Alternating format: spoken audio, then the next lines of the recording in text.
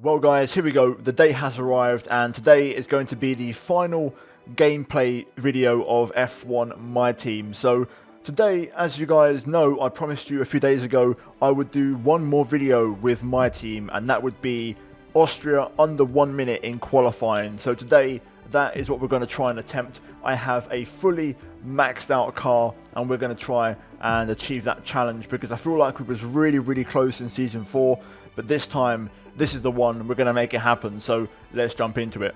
But before we do, guys, if you're going to enjoy today's video, then leave a like on it, subscribe for more, and I've got some pretty decent career mode ideas lined up very soon, so stay tuned for that. And also tomorrow I've got a special present for you guys, a montage of the entire My Team series, so stay tuned for that.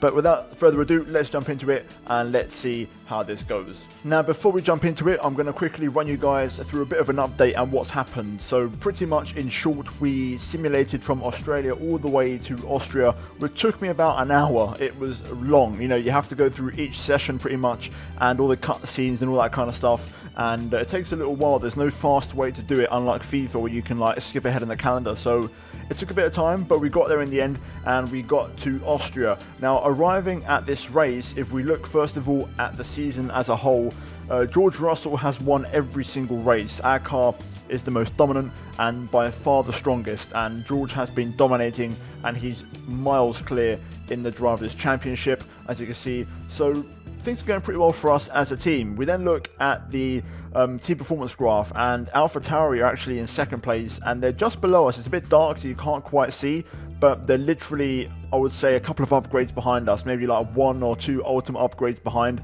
And then there's a big gap to Mercedes, and behind them you have Ferrari, Red Bull, Racing Point, Alfa Romeo, McLaren, Renault, and then at the bottom Williams and Haas, who have been left for dead. They are so far down the pecking order, it's unbelievable. So there you go, there is the pecking order and how the season has gone so far. We then jump into the upgrade section. Now, first of all, the facilities, as you guys can see, we are fully maxed out on all of these, so maximum deployment from the team from that side of things. And then looking at the R&D graph, as you can see, we've maxed out all the upgrades that we can actually physically purchase. There's 2 upgrades that I've not done, and those are out of my hands. Those come from the team, and it's one for the engine power on the powertrain side of things, and then also one for the durability. So those 2 won't be on the car because you have to do a bit more simulating and more playthrough to get there, which takes bloody ages. So I'm not willing to do that. But in terms of what we can do, we've bought everything, so the car is at peak performance. So yeah, with that said, there's the overview, and we're now going to jump into Austria and see if we can lap the circuit in under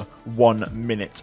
Well, let's crack into it then, and let's see how this goes. So here we are, qualifying session about to begin here at Austria, and I was very fortunate because I forgot to change the weather forecast. So had this actually rained, I would have probably cried after simulating so many races and it taking up so much of my time. Either way, we get straight down to business. You can see Giovinazzi setting the pace, but straight away George Russell's behind me, and to my surprise, straight away a 59 from George, 0.6. That is amazing. So straight away we're already within a minute, but the question is, how fast can we really go around here? So here we are at the end of my first time lap, and to be fair, it felt great. The maxed out car was really fast, but across the line it was only a 1 minute 5. I didn't really do that well, so there's more time in it. Therefore I actually went for a second time lap straight after, and we're going to already find 2 tenths in the first corner alone. So straight away finding plenty of lap time and getting past the McLaren in the process as well. So we set a purple sector 1, and we're going to crack on and continue on with the lap now, heading into the final few corners. Pretty much half a second up now as we go through the final corner, and just about keeping it within track limits as we run up to the line. And there we go, we're inside 1 minute as we set a 59.9. so already pretty much there on my first run, which is great. We then boxed, went for another fresh set of tyres and for another time lap, and we find a bit of time already in sector 1, about a tenth, and we're going to try and keep pushing here as we now head into the end of sector 2. I'm 2.5 tenths up at this stage, but we do throw away a little bit of time through there, about half a tenth, which is a bit of a shame, but still looking pretty strong. And if we can nail these final 2 corners, this could be great for us. But I run a bit wide through there, and also was a bit too cautious through the final corner, nowhere near on the limit in terms of track limits. And we cross the line. We improved to a 0.80 And crucially, though, we remain in P5, and there's plenty of cars ahead of us. Russell in P4 with a 0.6, and then you've got Verstappen and both AlphaTauris out front 1-2, with I believe Kvyat sitting on a 59.3. Here we go, though. This was my final couple of runs now. So this one, a tenth and a half up, heading into the final couple of corners here, giving it absolutely everything and full beans into the final corner, steaming in, and we improve by 2.5 tenths, and we're going to move to a 59.5. So a really good lap up to second place ahead of our teammate and behind Danny Kvyat. And with that, we then move on to the final runs. And you can see here I was a tenth up on this lap. It was going so well, but I lost half a tenth through this left-hander, which was a bit of a shame because we were doing so well.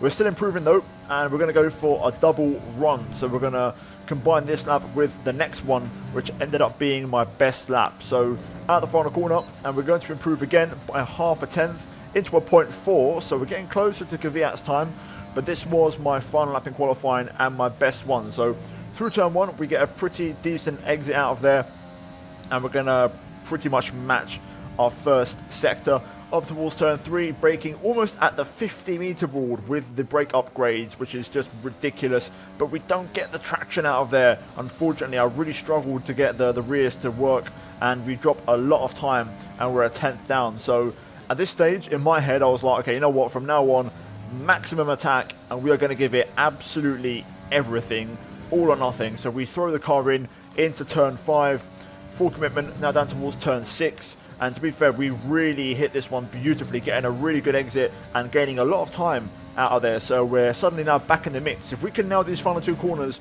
this could be decent. We now turn 9 and now turn 10, full commitment, just about keeping it in track limits. And we get a beautiful run up to the line and we improve marginally, but we still remain with a 0.4. And at the end of the session, as we look at all the lap times, here we have the final order. So first of all, worth noting, 8 cars got below a 1-minute lap. Matsushita in the Red Bull was the first driver to miss out, but crucially, AlphaTauri seem very strong. They were split by 1,000th of a second, which is nothing. So it seems like that's the maximum of what that car can do. I wonder if a Lewis Hamilton or a Max Verstappen had been driving that car, what lap times could have been possible, but it seems like that car is built for this circuit. So bear that in mind. I did notice in the My Team save, in the last couple of seasons, they were by far the best car on the straight. So something maybe in the coding. Either way, AlphaTauri seemed the team to beat.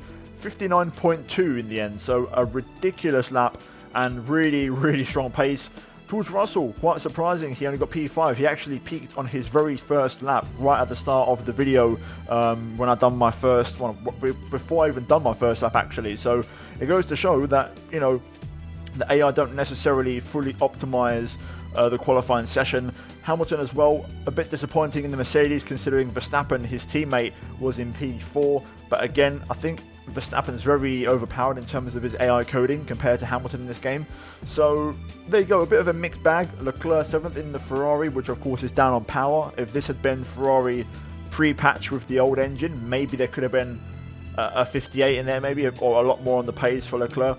Either way, there we have the final order and results, and there wasn't much more time in my lap. I think if I absolutely nailed it, I think it still would have been P3, but I could have been maybe a tenth off, maybe half a tenth off the guys out front. So yeah, fair play. The AI really quick, and had I allowed glitch lap times to happen by simulating the session, I reckon there would have been plenty of 58s in there. So it looks like it is possible to get a 1-minute lap at Austria. You just need to make sure you max out your car and give it everything you got with a perfect setup, and you should be able to achieve it. So there you go. There is a bit of info, and after 5 seasons on this game, or 4 seasons and a bit, we got there in the end. So there you go, Austria in under a minute. Well guys, I've just finished recording, and that was actually a bit easier than I expected originally. I do feel like the maxed out car is a different beast. You can brake so late, it's unbelievable. And also the cornering speed on minimal wings is just insane. And to be fair, it just feels like you're driving the X 2010 from Gran Turismo at times. That's what it felt like. So I really enjoyed it, and to be fair, it was quite easy in the end. We did it on our first couple of runs already, and the AI well into the 59. So there you go. It is possible with a maxed out car, and hopefully with a decent setup and a bit of practice you can get there as well. But guys, that is going to be it for this video here today, and this will be the last gameplay video of my team.